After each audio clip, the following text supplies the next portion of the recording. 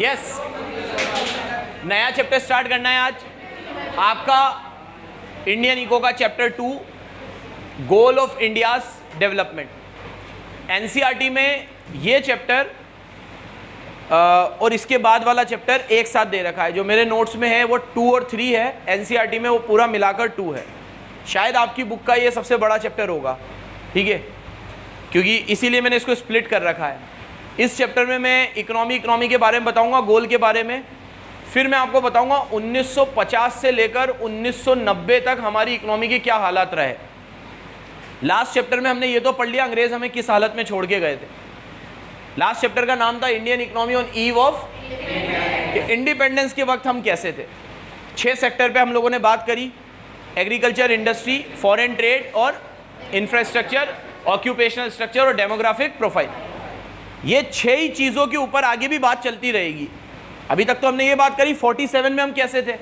47 के बाद अब इस चैप्टर में 1950 से लेकर 1990 तक की बात होगी इस चैप्टर में। इसके बाद वाले में 91 में जो रिफॉर्म्स आए इंडिया में, जिसके अंदर हमारी इकोनॉमी की ऐसा कह सकते हैं काया पलट गई। पूरी इकोनॉमी का दृष्टिकोण ही चेंज हो गया हमारा, पूरा किसी भी चीज़ को देखने का नज़रिया ही चेंज हो गया हमारा 91 के बाद, ठीक है। तो आप पढ़ोगे 91 वाले चैप्टर में रिफॉर्म्स, ठीक है। और फिर उसके बाद एक एक टॉपिक उठाते जाएंगे, पॉवर्टी, अनएम्प्लॉयमेंट, ठीक है, रूरल डेवलपमेंट, फिर सस्टेनेबल डेवलपमेंट, और फिर लास्ट में इंडिया का रिलेशन नेबरिंग कंट्री के साथ। जिस तरीके से पूरी आपकी इंडियन इकोनॉमी को डिज़ाइन किया गया है। चैप्टर नंबर 2 की आज बात करेंगे, गोल ऑफ इंडियाज इकोनॉमी, कि अब जैसे ही हम आज़ाद हुए 1947 में, तो हमारे गोल क्या थे।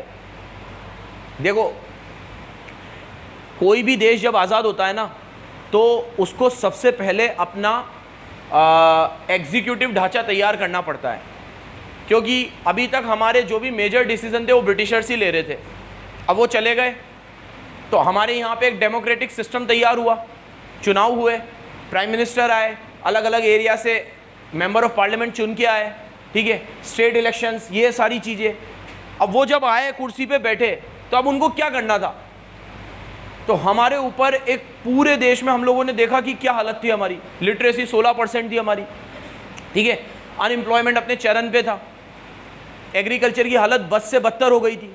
तो हम लोगों को अब एक सेक्टर को लेना था और उन्हें सही करना था। ये करने के लिए पहले ये ज़रूरी था कि हम कौन से इकोनॉमिक मॉडल को सिलेक्ट करें।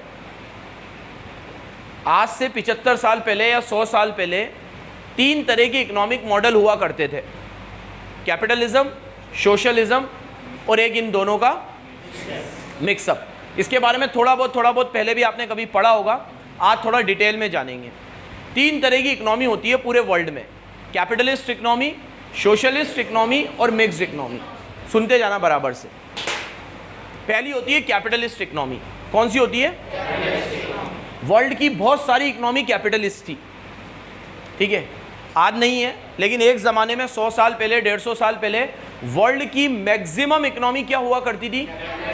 कैपिटलिस्ट। क्या होता है कैपिटलिस्ट? चाइना एक सोशलिस्ट इकोनॉमी थी, चाइना उस समय वो था, एक्सेप्शन था, लेकिन मैक्सिमम इकोनॉमी कैपिटलिस्ट हुआ। कैपिटलिस्ट इकोनॉमी वो इकोनॉमी होती है जहाँ पर जितने भी फैक्टर ऑफ प्रोडक्शन है, वो सारे फैक्टर ऑफ प्रोडक्शन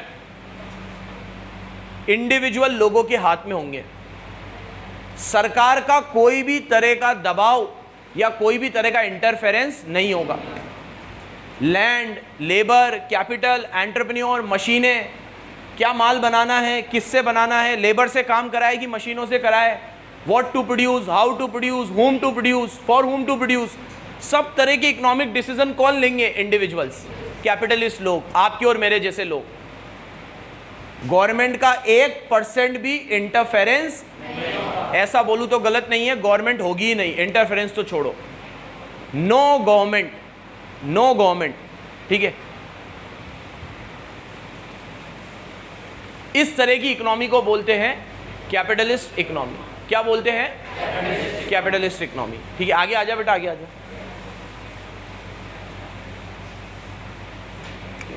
सुनना वापस से, यहां देखो, कैपिटलिस्ट इकोनॉमी उस इकोनॉमी को बोलते हैं जहां पर सारे means of production, land, labour, capital, मशीनें वशीनें, सब सारे मीन्स ऑफ प्रोडक्शन किसके पास होंगे?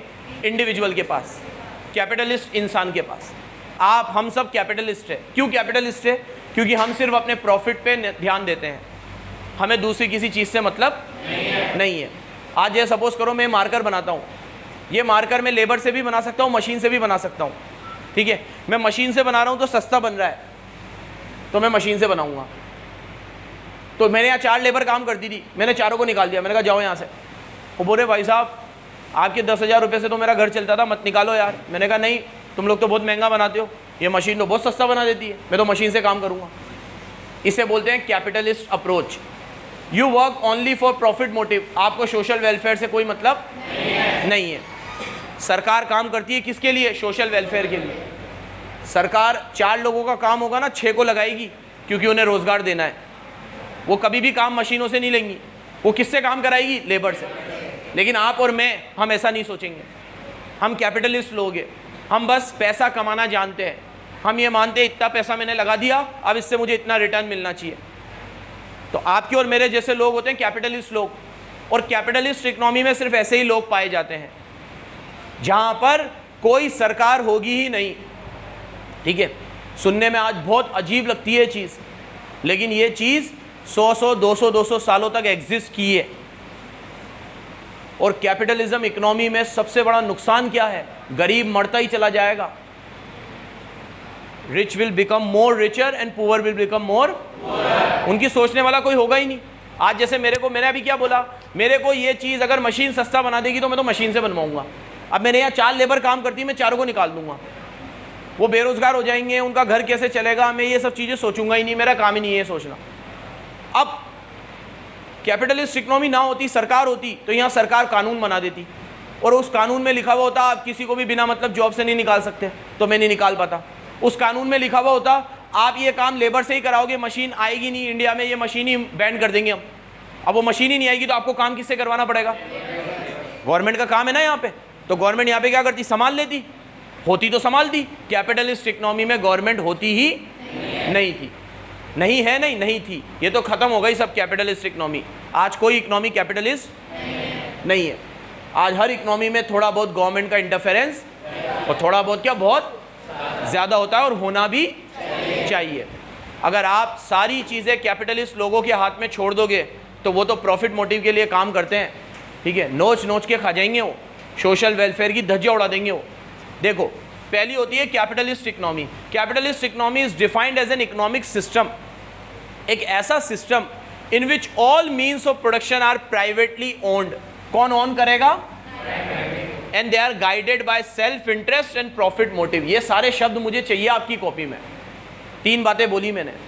एक तो all resources are held by individuals, second guided by profit motive, self interest. ये 3 चीज़ें मुझे चाहिए आपकी डेफिनेशन में। सारे रिसोर्सेज किसके पास होंगे? प्राइवेट लोगों के पास। किसके लिए काम करेंगे वो? सेल्फ इंटरेस्ट, और ये होता है कैपिटलिज्म। क्या होता है ये? भाड़ में जाए सोशल वेलफेयर, भाड़ में जाए दुनियादारी। सेल्फिश लोग होते हैं कैपिटलिस्ट लोग। क्या होते हैं? उन्हें सिर्फ अपने प्रॉफिट से मतलब है और किसी से मतलब नहीं है। अब इन इकोनॉमी के कुछ फीचर देखो, जो मैंने तुम्हें बताई है वो सारी चीज़ें यहाँ पे लिखी हुई होगी। पहला, प्राइवेट ओनरशिप होगी। यहाँ पे सारा प्रॉपर्टी किसके हाथों में होगा?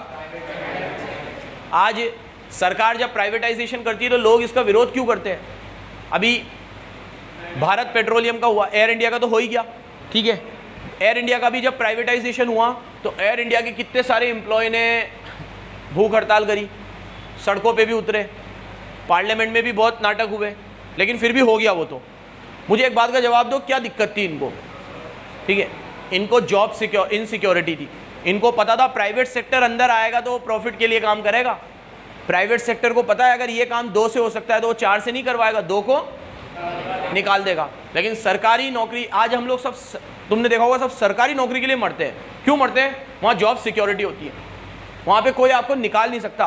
बहुत बड़ा कांड भी आपने किया होगा ना तो सस्पेंड हो जाओगे, ज़्यादा से ज़्यादा निकालेंगे नहीं आपको, कुछ समय के लिए सस्पेंड कर देंगे। और प्लस निकालने के बाद भी और निकलने के बाद भी सैलरी चालू रहती है, पेंशन आती रहती है। तो बहुत फ़ायदे होते हैं सरकारी नौकरियों के। प्राइवेट सेक्टर इतना लाड़ थोड़ी रखता है, प्राइवेट सेक्टर तो यूं निकालेगा।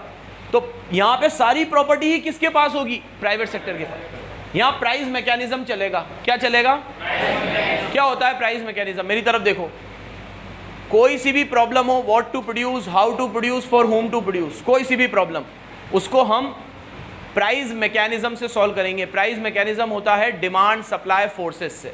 कैसे सॉल्व करेंगे? जैसे मेरी पहली प्रॉब्लम है व्हाट टू प्रोड्यूस, क्या बनाऊं? रिसोर्स लिमिटेड है मेरे पास, उस रिसोर्स से गन भी बन सकती है और ब्रेड भी बन सकता है। क्या बनाऊं? What to produce. क्या बनाऊं?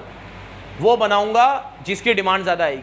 अब आप में से ज़्यादातर लोग गन चाहते हैं तो गन बनाऊंगा, ब्रेड नहीं चाहता बंदा, ठीक है उनके पास, या फिर ब्रेड में प्रॉफिट नहीं है तो नहीं बनाऊंगा ब्रेड। प्रॉफिट किस में? गन में। क्या बनाऊंगा? और अगर ब्रेड नहीं बनाऊंगा और सारे रिसोर्सेज गन में लगा दूंगा तो ब्रेड के बिना मेरी इकोनॉमी भूखी मर जाएगी, मरे तो मरे, मैं सोचूंगा ही नहीं। इसे बोलते हैं प्राइस मैकेनिज्म। क्या बोलते हैं? देखो, price mechanism, the answer to the questions of what to produce, how to produce and for whom to produce depend on the market forces of demand and supply. किस पे डिपेंड करते हैं? इसको बोलते हैं प्राइस मैकेनिज्म। सारा काम किससे होता है? प्राइस मैकेनिज्म से। दिमाग में सिर्फ गणित ही चलती रहती है, प्रॉफिट किससे होगा वो ही बनाएंगे, इकोनॉमी की नीड से मतलब नहीं है। अगर ज़्यादा मास लेवल का गुड्स नहीं बनाऊंगा तो लोगों को नुकसान होगा, फिर भी मास लेवल का गुड्स ना बना के लग्जरी गुड्स पहले बनाऊंगा, पहले महंगी कार बनाऊंगा, उससे प्रॉफिट ज़्यादा होता है। इसे बोलते हैं प्राइस मैकेनिज्म। तो कैपिटलिस्ट इकोनॉमी में सिर्फ यही सोचते थे सब कि जिसमें हमें प्रॉफिट होगा हम तो वो काम करेंगे, इकोनॉमी का किस में भला होगा इससे हमें कोई लेना देना नहीं है। तीसरी चीज़ ये मैंने बता दिया, सिर्फ प्रॉफिट के लिए काम करेंगे, प्रोडक्शन ओनली फॉर, जिस चीज़ में प्रॉफिट होगा उसके लिए काम करेंगे, प्रॉफिट नहीं होगा तो काम नहीं करेंगे। जैसे अगर मान लो मैं अगर अपने यहाँ में फार्मर हूँ और अगर मेरे यहाँ पर फूड ग्रेन उगाता हूँ, ठीक है, फूड ग्रेन में मुझे नुकसान हो रहा है, लगातार मेरी फसलें ख़राब हो रही है और जितना आउटपुट मुझे चाहिए उतना बन भी नहीं रहा और बनने के बाद बिक नहीं रहा, तो अगली बार से मैं बनाना ही छोड़ दूंगा। अब मैं सोचूंगा, ये नहीं सोचूंगा कि अगर मैं ये नहीं बनाऊंगा तो जो लोग खा रहे थे वो भूखे मर जाएंगे, मेरे अलावा कोई बनाने वाला भी नहीं है, फिर भी मैं छोड़ के दूसरी जगह पे लग जाऊंगा जहाँ पे मुझे प्रॉफिट होगा। ये होता है कैपिटलिस्ट सोच, ठीक है। और यहाँ पे सबसे खराब बात क्या है, कैपिटलिज्म तो आज भी है, आज भी सब अपने बारे में सोचते हैं, लेकिन आज हमारी इकोनॉमी कैपिटलिस्ट नहीं है। क्यों? क्योंकि हमें कंट्रोल करने के लिए गवर्नमेंट है। कौन है? गवर्नमेंट है। आज प्राइवेट स्कूलों में पढ़ते हो आप सब, ठीक है, प्राइवेट स्कूल सीधी सी बात है वो प्रॉफिट के लिए चलते हैं, ठीक है। अब वो प्रॉफिट के लिए अपनी फीस बढ़ा दें, ठीक है, आपको देनी पड़ेगी। मान लो उन्होंने और बढ़ा दी और बढ़ा दी और बढ़ा दी, ठीक है, तो वहाँ पे गवर्नमेंट फिर इंटरफेयर करेगी। जहाँ पे जैसे अभी दिल्ली में हुआ, दिल्ली की गवर्नमेंट ने सारे प्राइवेट स्कूलों को नोटिस भेजा कि भैया हम लोगों ने एक स्केल बनाया है, आप इस स्केल में परसेंटेज को बढ़ाओ 10%, 5%, उससे ज़्यादा अगर आप फीस बढ़ाते हो तो हम आगे प्राइवेट स्कूलों पे ताला लगा देंगे। क्यों? क्योंकि ये कोई बेचने की चीज़ नहीं है, ठीक है। हमने आपको स्कूल का लाइसेंस दिया है, ठीक है, आप कमाओ प्रॉफिट, लेकिन आप इसको पूरी तरीके से प्रॉफिट ही नहीं कर सकते कि बस प्रॉफिट ही हमारा उद्देश्य है, क्योंकि एजुकेशन एक अलग तरह की चीज़ है। प्रॉफिट मोटिव होना चाहिए आपका, लेकिन सिर्फ प्रॉफिट मोटिव, तो यहाँ कंट्रोल करने के लिए गवर्नमेंट है। और इस इकोनॉमी की सबसे बुरी बात क्या है, यहाँ